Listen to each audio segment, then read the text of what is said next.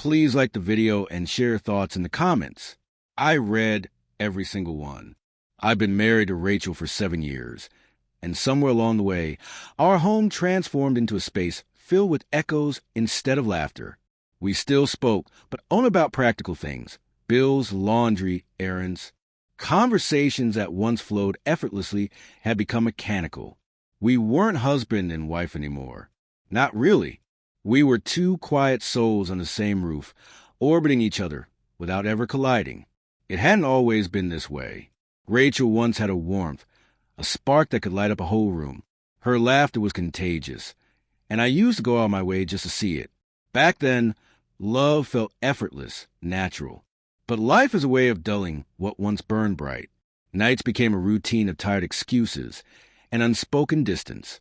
After hearing "not tonight" enough times, I stopped trying altogether. Then Emily appeared. She joined our marketing team a few months ago.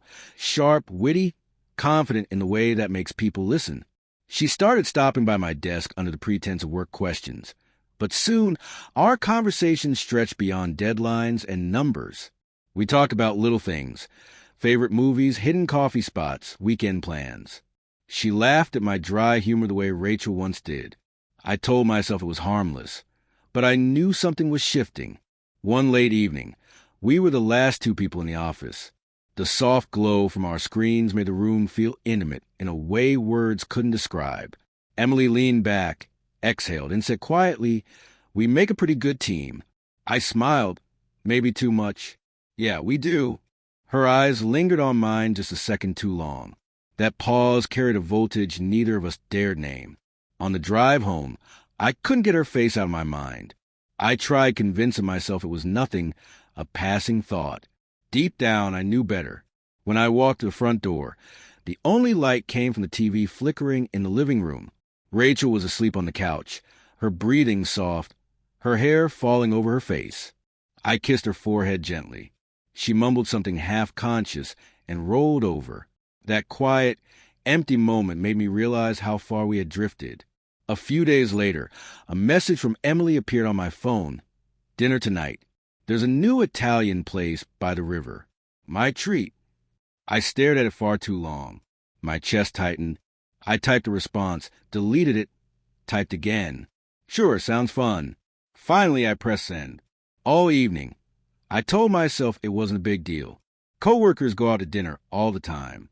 Rachel wouldn't mind. But guilt had already begun growing inside me, like a splinter I couldn't pull out. At 7, Emily was waiting outside the restaurant. She looked different, relaxed, glowing, her perfume faint but intoxicating. We talked for hours. She told me about her life, about never being truly listened to. I told her I understood. When she said, "You're not like most men," something inside me shifted. I felt seen, and that feeling was dangerously addictive. At one point, our hands brushed across the table. Neither of us pulled away. The world seemed to hold its breath.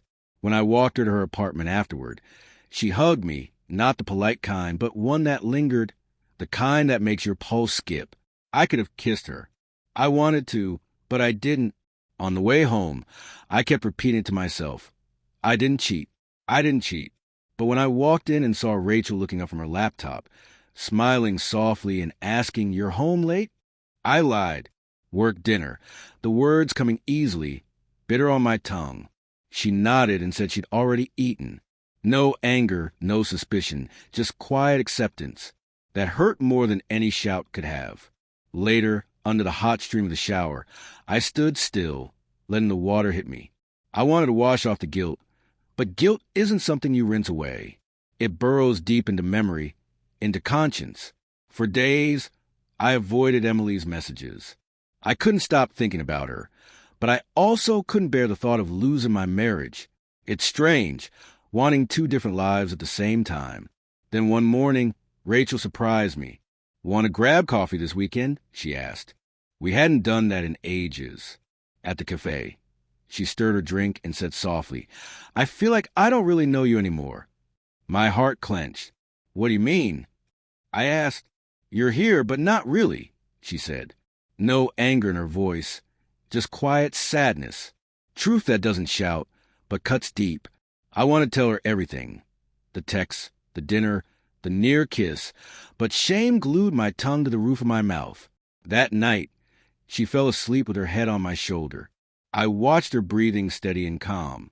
For the first time in a long while, I realized she was still there, trying, hoping. I was the one who had left in spirit. The next morning, I deleted Emily's number. Not because I stopped wanting her, but because I finally understood what infidelity really is.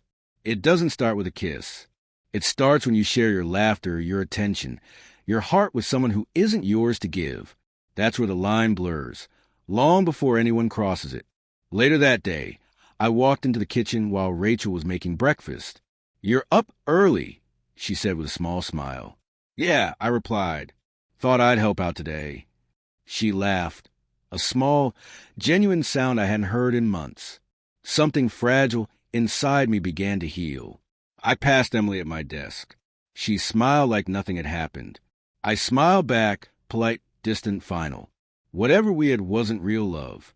It was an escape, a distraction from the emptiness I was too afraid to face. That evening, I came home early.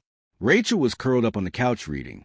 I sat beside her, took her hand, and said, "I missed this." She looked up, surprised, and whispered, "Me too." Maybe love doesn't break overnight. Maybe it fades, cracks, and waits for you to notice before it disappears completely. I almost lost her, not because I slept with someone else, but because I forgot to choose her.